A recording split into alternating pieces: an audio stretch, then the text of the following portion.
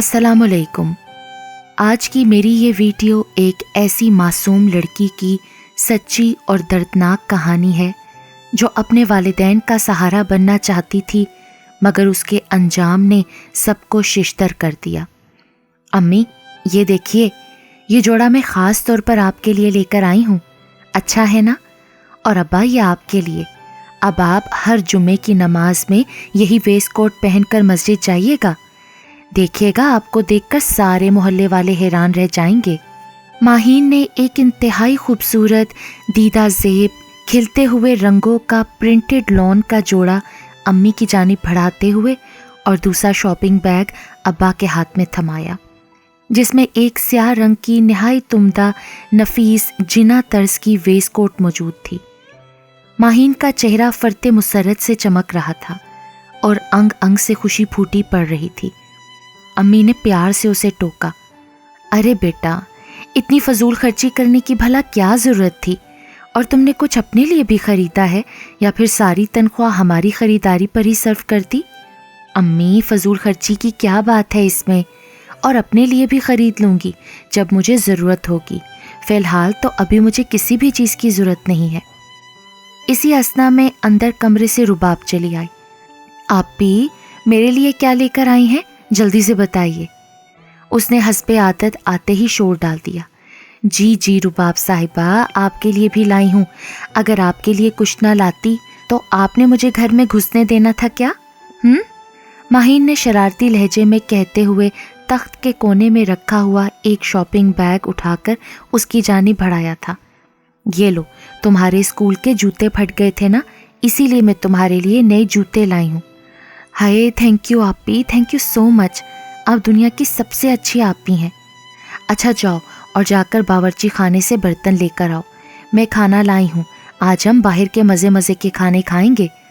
रुबाब खाने का सुनकर झट से बर्तन लेने दौड़ी। अब्बा, आप कल सलीम चचा को बुलाकर वॉशिंग मशीन दिखा दीजिएगा और पैसों की फ़िक्र ना करें, पैसे मैं दे दूँगी। आप बस सलीम चचा से कहें कि वो जल्दी से वॉशिंग मशीन ठीक कर दें।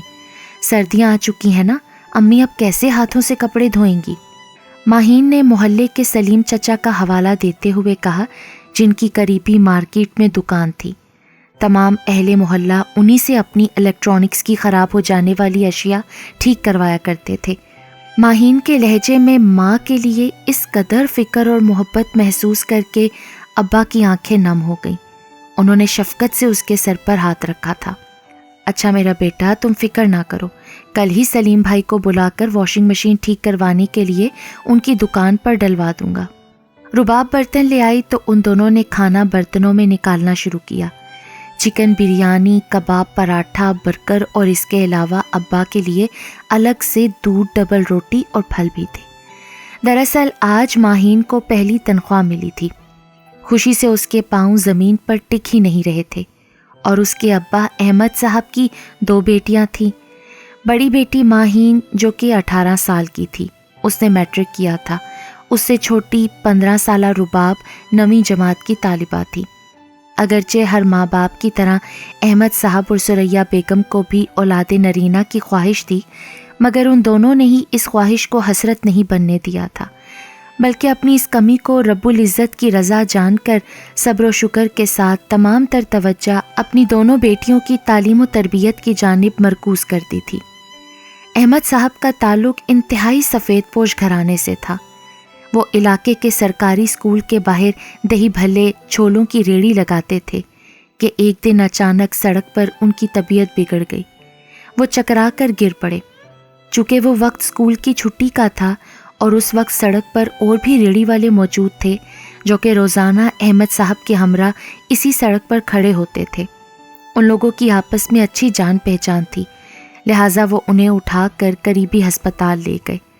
अहमद साहब का ब्लड प्रेशर शूट कर गया था और शुगर भी हद दर्जे बढ़ी हुई थी। डॉक्टर ने उनको मुकम्मल तौर पर बेड रेस्ट बता दिया। घर किराए का था, इस पर बिजली, गैस के बिल, घर के दीगर अखराजात, थोड़ी बहुत जमा पूंजी थी, वो उनके इलाज पर खर्च हो गई। चंद ही दिनों में घर के हालात दिगरगूं हो चुके थे। अहमद साहब अब मज़ीद आराम करने के मुतहम्मिल नहीं हो सकते थे। चुनाचे कुछ दिनों बाद ही उन्होंने अपना ठेला निकाला اور روزی کی تلاش میں نکل کھڑے ہوئے۔ البتہ وہ پہلے کی نسبت بے حد کمزور ہو چکے تھے۔ ماہین ان کی تیزی سے گرتی ہوئی صحت کے حوالے سے ازحد تشویش کا شکار تھی۔ وہ تنہا ہی سارے گھر کی ذمہ داری اپنے ناتواں کندھوں پر اٹھائے ہوئے تھے۔ ماہین ان کی ذمہ داریاں اور ان کا بوجھ بانٹنا چاہتی تھی، بوڑھے باپ کا سہارا بننا چاہتی تھی۔ لہٰذا اپنے اسی ارادے کو عملی جامہ پہنانے کے لیے اس نے فائزہ باجی سے اپنی نوکری کے لیے بات کی۔ ان کے گھر سے 2 گھر چھوڑ کر تیسرا گھر فائزہ باجی کا تھا۔ وہ اپنے 3 بچوں اور ساس کے ساتھ رہتی تھیں۔ بھری جوانی میں بیوہ ہو جانے کے باعث اپنے بچوں کی کفالت کی تمام تر ذمہ داری ان پر ہی آن پڑی تھی، جسے خوش اسلوبی سے ادا کرنے کے لیے وہ ایک گارمنٹس فیکٹری میں نوکری کرتی تھیں۔ جلد ہی انہوں نے ماہین کے لیے نوکری کا بندوبست کر لیا تھا۔ ان کی فیکٹری کے نزدیک ہی ایک دوسری فیکٹری میں ویکینسی خالی تھی۔ انہوں نے اسے وہاں پر نوکری دلوا دی۔ ابا اور امی کو اس بابت علم ہوا تو انہوں نے آئے روز اخبارات، ٹی وی پر دکھائے جانے والے جوان لڑکیوں اور معصوم بچیوں کے ساتھ زیادتی، قتل جیسے سنگین اور دل خراش واقعات کے باعث شہر کے بگڑتے ہوئے موجودہ حالات کے پیش نظر سختی سے اسے اس کام سے باز رکھنا چاہا، مگر ماہین نے ان کی ایک نہ سنی بلکہ انہیں قائل کر کے ہی دم لیا۔ ماہین ایک بے حد حساس اور رحم دل لڑکی تھی، انتہائی کانے اور ہر حال میں صبر شکر کرنے والی۔ اس کی کل کائنات اس کے اماں ابا اور اس کی چھوٹی بہن رباب تھی۔ ماہین نے سر اٹھا کر اپنے اطراف کا جائزہ لیا۔ ڈپارٹمنٹ تقریباً خالی ہو چکا تھا۔ اس نے ہاتھ پر بندھی گھڑی پر نظریں دوڑائیں۔ رات کے 9:15 بج رہے تھے۔ اف خدایا، آج تو کام کرتے ہوئے اتنی دیر ہو چکی ہے۔ اسے اندازہ ہی نہ ہوا امی اور ابا اس کے لیے کس قدر فکر مند ہو رہے ہوں گے۔ اس نے گھر پر اطلاع دینے کے لیے بیگ میں سے موبائل نکالا تاکہ ابا کو آج اپنے دیر سے گھر آنے کے بارے میں اطلاع کر سکے۔ دراصل آج اسے مینیجر طارق نے روک لیا تھا۔ ماہین کو اس فیکٹری میں ملازمت کرتے ہوئے 6 ماہ کا عرصہ ہو چکا تھا، اور اس تمام عرصے میں آج پہلی مرتبہ ایسا ہوا تھا کہ اس کے کام میں کچھ نقص آیا ہو، ورنہ ماہین اپنا کام بھرپور لگن اور انتہائی دل جمعی کے ساتھ انجام دیتی تھی۔ مگر آج خلاف معمول ایسا ہوا تھا جس کی وجہ سے مینیجر طارق کو لامحالہ اسے روکنا پڑا، اور اب وہی نقص دور کرتے ہوئے ماہین کو رات کے 9:15 بج چکے تھے۔ ماہین کے ڈپارٹمنٹ میں ایک سے ایک بڑھ کر تیز ترار لڑکیاں موجود تھیں، اور انہی رنگ برنگی جدید فیشن کی پروردہ بلا کی چالاک لڑکیوں کے درمیان ماہین سب سے کم عمر، نا تجربے کار، سیدھی سادھی اور اپنے کام سے کام رکھنے والی لڑکی تھی۔ انتہائی کم گو اور خود میں مگن رہنے والی۔ سیاہ عبایا اور گلابی کلر کے اسکارف کے حالے میں اس کا معصوم اور سادہ چہرہ ہر قسم کی تزہ و بناوٹ سے پاک ہوتا تھا، حتیٰ کہ وہ کام کے دوران بھی عبایا نہیں اتارتی تھی۔ اس نے گھر کے نمبر پر کال ملائی۔ جیسے جیسے گھڑی کی سوئیاں آگے کا سفر طے کر رہی تھیں، اس کی پریشانی میں اضافہ ہوتا جا رہا تھا۔ اس نے گھبراہٹ کے عالم میں یہاں وہاں نظریں دوڑائیں۔ پورا ڈپارٹمنٹ بھائیں بھائیں کر رہا تھا۔ دور تک پھیلا ہوا سناٹا اور پراسرار خاموشی سارے ماحول پر چھائی ہوئی تھی۔ رات کے اس پہر پورے ڈپارٹمنٹ میں اپنے تنہا ہونے کا احساس اسے خوف اور دہشت میں مبتلا کر رہا تھا۔ ماہین نے کال ملا کر موبائل کان سے لگایا، مگر اس کال کے لیے بیلنس ناکافی ہے۔ اف خدایا، موبائل میں بیلنس ختم ہو جانے کی ریکارڈنگ سن کر وہ کرا کر رہ گئی تھی۔ اس نے سرعت سے بیگ اٹھایا اور جانے کے لیے اٹھ کھڑی ہوئی۔ پھر جیسے ہی وہ چلی تو اپنی جگہ پر ٹھٹک کر رک گئی۔ اس کے سامنے مینیجر طارق کھڑا تھا اور اس کے ہمراہ جواہد، ناصر، صفدر اور ذیشان بھی موجود تھے۔ وہ چاروں اسی ڈپارٹمنٹ میں کام کرتے تھے۔ کسی انہونی کے احساس سے ماہین کا دل ڈوب کر ابھرا۔ ان کی آنکھوں میں شیطانی خباثت اور چہرے پر ہوس ناچ رہی تھی۔ طارق بھائی، بہت دیر ہو چکی ہے، میں اب چلتی ہوں، اس نے لرزتی آواز میں بمشکل کہا۔ جانے طارق، میں نے تمہیں اسی لیے تو نہیں روکا تھا کہ تمہارے یہ نرم و نازک سے ہاتھ کام کرتے رہیں، بلکہ اس لیے روکا تھا کہ تم کچھ ہمارے دلوں کی تسکین کا سامان کر سکو۔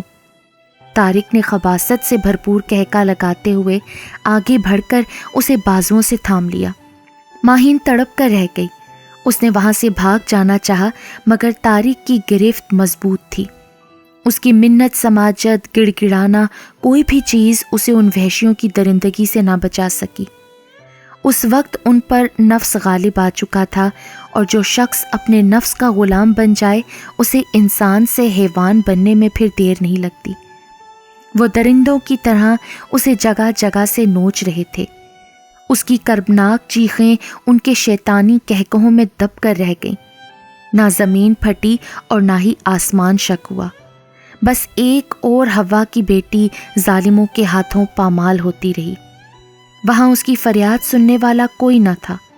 رباب بیٹا، ایک بار پھر فون کرو ماہین کو، رات کے 11 بج چکے ہیں، اتنی دیر تو اس نے کبھی نہیں کی، میرا تو دل بیٹھا جا رہا ہے، خدا کرے میری بچی خیریت سے ہو۔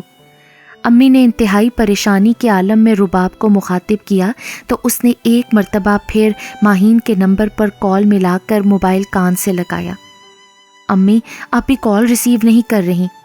رباب کی بات پر امی کا دل مزید بے چین ہوا۔ احمد صاحب، آپ ماہین کی فیکٹری جا کر معلوم کیجئے کہ ماہین ابھی تک گھر کیوں نہیں پہنچی۔ اس مرتبہ انہوں نے روحان سے لہجے میں کمرے میں یہاں سے وہاں چکر کاٹتے ہوئے ابا سے کہا۔ ہاں سریا بیگم، تم ٹھیک کہہ رہی ہو، میں ماہین کی فیکٹری جا کر پتہ کرتا ہوں۔ انہوں نے چپل پہنی اور گھر سے باہر نکل گئے۔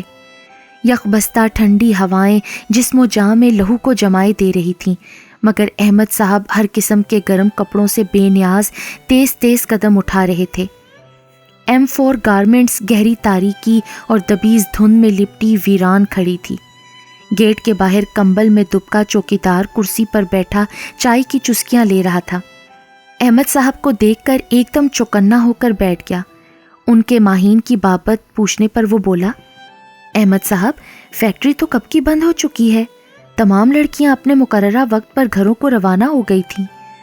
چوکیدار اشرف کی بات پر احمد صاحب کے پیروں تلے سے زمین نکل گئی۔ وہ وہاں سے مایوس لوٹ آئے تھے۔ تمام رات اسی طرح آنکھوں میں کٹ گئی۔ امی کا رو رو کر برا حال تھا، احمد صاحب جھکے کندھوں کے ساتھ شکست خوردہ بیٹھے تھے۔ اگلے روز وہ صبح سویرے ایک مرتبہ پھر فیکٹری کے لیے روانہ ہو گئے۔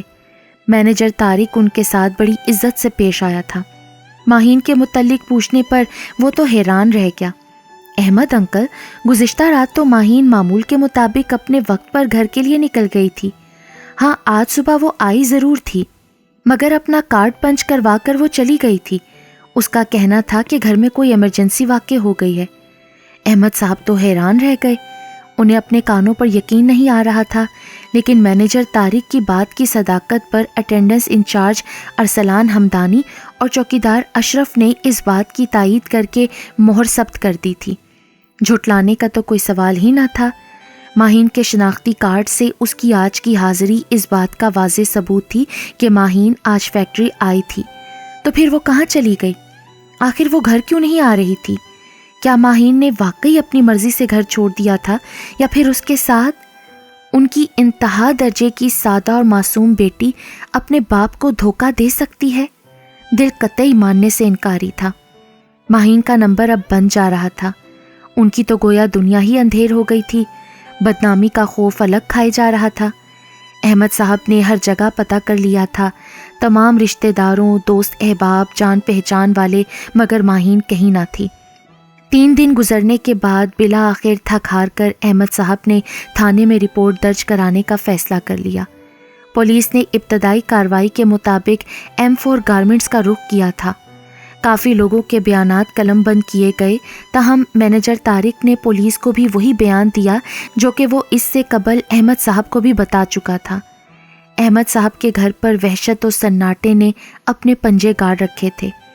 کچھ سمجھ میں نہیں آ رہا تھا کہ آخر ماہین گئی تو کدھر گئی۔ انسپکٹر ظفر نے ماہین کے نمبر پر کال ملائی تو اس کا فون ہنوز بند جا رہا تھا۔ احمد صاحب کے مطابق جس رات سے ماہین گمشدہ تھی، اس رات انہوں نے متعدد بار ماہین کو فون کیا تھا، مگر وہ کال ریسیو نہیں کر رہی تھی۔ اس کا فون تقریباً صبح کے 5:30 بجے کے قریب بند ہوا تھا۔ ماہین کو غائب ہوئے آج 6واں روز تھا۔ انسپیکٹر ظفر نے ماہین کے فون کی لوکیشن چیک کی اور ماہین کا فون اس کے لاپتہ ہو جانے والی شب صبح 5:30 بجے تک کی جو اس کی لوکیشن بتا رہا تھا، اس نے انسپیکٹر ظفر کو از حد شوق میں مبتلا کر دیا۔ اس غیر متوقع صورتحال پر وہ دنگ رہ گئے اور پھر اگلے ہی روز پولیس موبائل M4 گارمنٹس کے گیٹ کے باہر آ کر رکی۔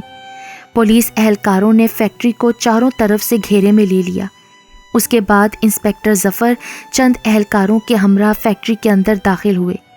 ماہین جس ڈپارٹمنٹ میں کام کرتی تھی اس ڈپارٹمنٹ کی اچھی طرح سے تلاشی لی گئی۔ ڈپارٹمنٹ کو اندر سے بند کر دیا گیا تھا اور پھر ڈپارٹمنٹ کے ایک انتہائی تاریک گوشے میں موجودہ سٹور نما کمرے میں، جس میں فیکٹری کی ناکارہ مشینیں، خراب پرزے، کارٹنز وغیرہ اور ایسی ہی دیگر اشیاء کاٹ کباڑ کی صورت میں پڑی ہوتی تھیں، اس کو بند پا کر پولیس نے جب دروازہ توڑا تو اندر کا ہولناک، دل دہلا دینے والا منظر دیکھ کر ورکرز لڑکیوں کی چیخیں نکل گئیں۔ کاٹ کباڑ کے درمیان پھٹے کپڑوں، زخم خوردہ لہو لہان وجود لیے بالکل نچڑی مسلی ہوئی نیم مردہ حالت میں ماہین پڑی ہوئی تھی۔ فوری طور پر اسے ہسپتال منتقل کر دیا گیا اور موقع پر موجود مینیجر طارق کو پولیس نے اپنی حراست میں لے لیا۔ دراصل جس رات ماہین لاپتہ ہوئی تھی اس رات در حقیقت وہ فیکٹری سے باہر نکلی ہی نہیں تھی، بلکہ وہ وہیں پر موجود تھی، کیونکہ اس شب ماہین کے فون کی لوکیشن کہیں اور کی نہیں بلکہ M4 گارمنٹس کی ہی تھی۔ پولیس کے ڈنڈوں کے آگے طارق زیادہ دیر تک ٹھہر نہیں پایا اور اس نے سارا سچ اگل دیا۔ اس نے اعتراف کیا تھا کہ گزشتہ 6 راتوں سے وہ اور اس کے ساتھی جواد، ذیشان، صفدر، ناصر، چوکیدار اشرف اور اٹینڈنس انچارج ارسلان ہمدانی ماہین کو مسلسل اپنی ہوس کا نشانہ بناتے رہے ہیں۔ چونکہ مزاحمت کے دوران ماہین کا بیگ گر کر ایک بھاری کارٹن کے نیچے دب گیا تھا، جس کے باعث ان کا دھیان ماہین کے فون کی جانب نہ جا سکا۔ البتہ جیسے ہی طارق کو اس بات کا خیال آیا تو اس نے ماہین کا بیگ ڈھونڈنے کے بعد اس میں سے موبائل نکال کر پہلی فرصت میں توڑ کر پھینک دیا تھا۔ طارق کی نشاندہی پر پولیس نے صفدر، ناصر اور چوکیدار اشرف کو گرفتار کر لیا، جبکہ ذیشان، جواد اور ارسلان ہمدانی فرار ہونے میں کامیاب ہو گئے تھے۔ تاحال ان کی تلاش جاری ہے۔ ماہین کو ہسپتال منتقل کر دیا گیا تھا، جہاں پر وہ 3 دنوں تک انتہائی اذیت کے عالم میں موت اور زیست کی کشمکش میں مبتلا رہنے کے بعد بالآخر چوتھے روز زخموں کی تاب نہ لاتے ہوئے اپنے خالق کے حقیقی سے جا ملی۔ احمد صاحب کے گھر پر صف ماتم بچھی تھی، ہر آنکھ اشک بار تھی۔ ماں پر غشی کے دورے پڑتے تھے، رباب ہوش و خود سے بیگانہ پڑی تھی، اور احمد صاحب وہ کسی ہارے ہوئے جواری کی مانند لٹے پٹے بے حال شکست خوردہ ماہین کے جنازے کے سرہانے بیٹھے ہوئے یک ٹک بنا پلکے جھپکائے اپنی بیٹی کے بے نور چہرے کو تک رہے تھے۔ ان کی پرعزم بہادر بیٹی جو اپنے والدین کا سہارا بننا چاہتی تھی، انتہائی بے-رحمی اور صفاقی کے ساتھ اجتماعی زیادتی کا شکار کر کے موت کے گھاٹ اتار دی گئی تھی۔ اسلامی نظریے پر حاصل کی گئی یہ پاک سرزمین، جو کہ کتنی ہی ماؤں، بہنوں اور بیٹیوں کی عزت اور آبرو کی مکروز ہے، جن کی ناموس کو دشمنان اسلام نے روند کر تار تار کر ڈالا تھا، اتنی بے شمار قربانیوں کے بعد حاصل کی جانے والی اس پاک سرزمین پر کسی دشمن کے نہیں بلکہ اپنے ہی ہم مذہب اور ہم قوم بھائیوں کے ہاتھوں ماہین جیسی کتنی ہی معصوم بے گناہ لڑکیوں کی عصمت دری پر ان کی ارواح نوحہ کنا اور لاشیں سسک رہی ہیں۔ کمپنی کو فی الحال سیل کر دیا گیا، تاہم مفرور ہو جانے والے ملزمان تاحال گرفتار نہ ہو سکے۔ ماہین کی انتہائی دردناک موت کے بعد اس کے ماں باپ بھی اس کے ساتھ ہی قبر میں اتر چکے تھے۔ محض آتی جاتی سانسیں تھیں جو کہ ان کے زندہ ہونے کا پتہ دے رہی تھیں، ورنہ وہ کسی زندہ لاش کی مانند دکھائی دیتے تھے۔ وہ جی رہے تھے تو محض اپنی مظلوم بیٹی کو انصاف ملتے دیکھنے کی امید کے سہارے۔ کیا ماہین کے انصاف کے متمنی والدین کو کبھی انصاف مل پائے گا؟ جبکہ ہمارے معاشرے میں کتنی ہی ایسی ماہین بکھری پڑی ہیں جو کہ اپنی عزت و جان گنوانے کے باوجود بھی آج تک انصاف کی منتظر ہیں۔